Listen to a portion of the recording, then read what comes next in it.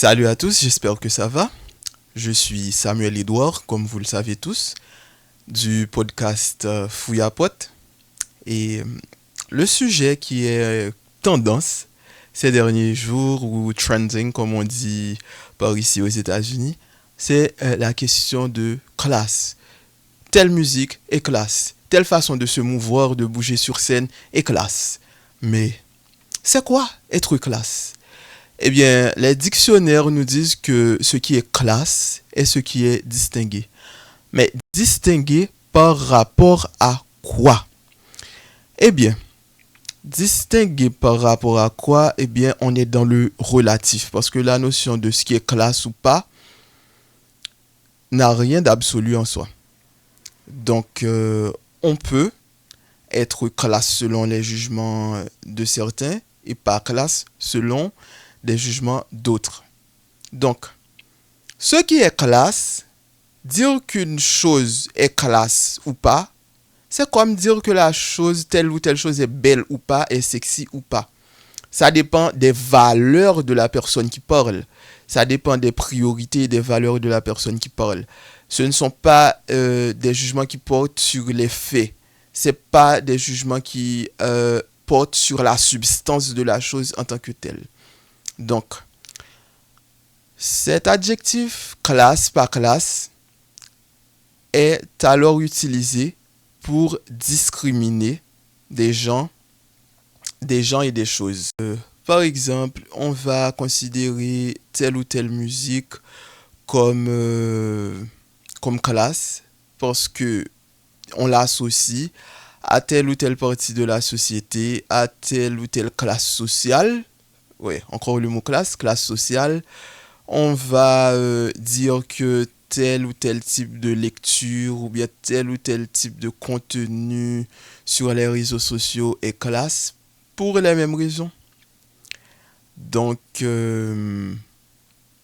dire que telle chose est classe ou pas, c'est discriminer cette chose.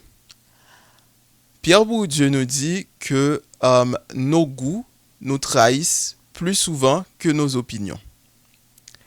Parce que nos goûts sont souvent dictés par la société, par ce que la société met sur un piédestal. Et très souvent, certaines personnes vont faire semblant d'aimer un certain type de musique parce que les bourgeois, ils aiment ce type de musique parce que, bon, on va associer ce genre de musique au goût des bourgeois et que, voilà, c'est le groupe auquel tout le monde rêverait d'appartenir.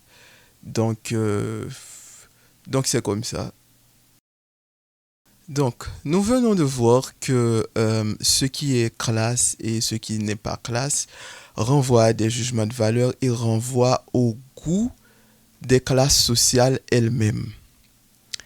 Donc, et c'est pour cela que certains chanteurs, certaines chanteuses peuvent être considérés comme classe par certains et peu classe ou pas classe du tout par d'autres.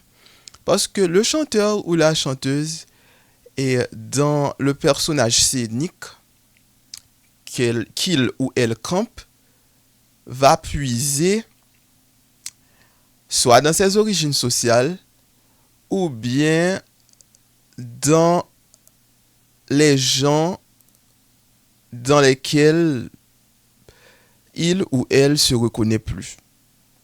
Par exemple, on peut avoir un chanteur ou une chanteuse, peu importe sa classe sociale, et qui nous dit que moi, mon personnage de scène, eh bien, pour camper ce personnage de scène, je choisis de m'inspirer des gens de telle catégorie sociale ou de telle autre. Moi, pour mon personnage de scène, par exemple, je vais m'inspirer des paysans, des manières paysannes, ou bien des gens de la jeunesse urbaine, de leur manière, de leur façon de parler. Et par exemple, bon, je m'étais promis de ne pas citer de nom, mais là, Par exemple, Aya Nakamura, elle représente les gens de la jeunesse urbaine de France. Elle reprend leur code, leur façon de parler, leur façon de bouger, leurs rêves, leurs désirs. Donc, Aya Nakamura, son personnage de scène, on voit que c'est une fille de la jeunesse urbaine française. Mais bon, je me garde de parler des artistes haïtiens pour ne pas trop faire de personnalité et tout, parce que mes considérations, elles sont générales. Donc, et c'est ça. Donc, en vertu de... par exemple, on est encore sur Aya Nakamura. Par le fait que Aya Nakamura choisit de représenter les jeunes de la jeunesse urbaine de France, eh bien, quand on regarde Aya Nakamura sur scène, on juge que Aya Nakamura n'est pas classe euh, parce que elle représente les gens de la jeunesse urbaine de France. Alors, si on dit que Aya Nakamura n'est pas classe, par là même, on témoigne son mépris pour la jeunesse urbaine de France parce que c'est cette jeunesse-là qu'elle choisit de représenter avec son personnage de scène. Donc, pour conclure, dire qu'une chose est classe ou pas classe, c'est mépriser une certaine catégorie pour encenser une autre catégorie. C'est dénuder une certaine catégorie pour en habiller une autre.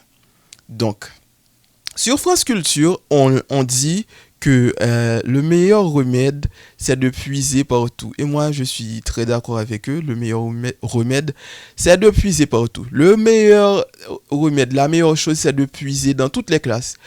Puiser dans la bourgeoisie ce qu'elle a de bon, puiser dans la classe moyenne ce qu'elle a de bon et d'utile, et puiser dans la classe populaire ce qu'elle a de bon et d'utile et de plaisant, pourquoi pas.